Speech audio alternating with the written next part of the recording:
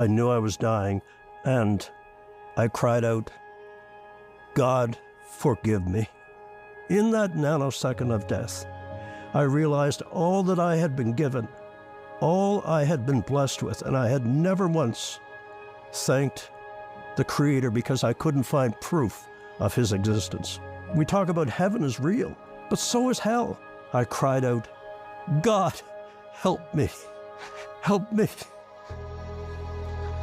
I who should expect nothing because I gave Him nothing, why should He help me? Because He's the God of never too late if you are contrite.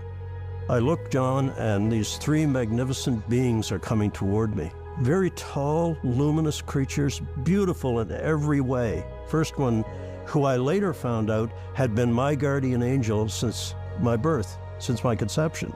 The tall angel came forward and said, "Would you walk with us?" We walked down this beautiful 10 to 12 foot wide path lined with flowers of colors that I'd never seen. And I think what happens is God knows us each so intimately, He tailors our experience to the life we had on earth. So for me, when we rise up, I'm looking down on the holy city. He gave me an aerial view of heaven, I suppose, because I was a pilot. We came back down and resumed the walking, and I've always loved horses. The guardian said, "James, look," and then behind a group of trees came three of the most magnificent horses I'd ever seen. And as I'm standing there, I look up in the sky of heaven, and I see these brilliant streaks of light going straight up. And I said, "What are these?"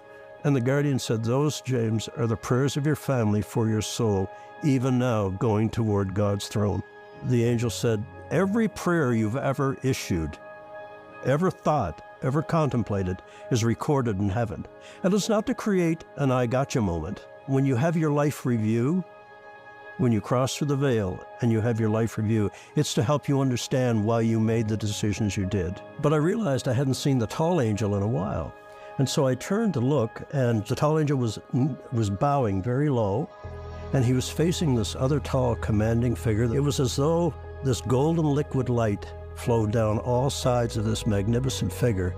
And the flowers that were already in bloom, when that golden light flowed over it, they bloomed again. And that light pooled around my feet. Suddenly this knowledge of who I was looking at, and I'm looking none other than Jesus Christ, the Son of God, someone that I thought was just a Jewish legend. And here I am looking at this magnificent being.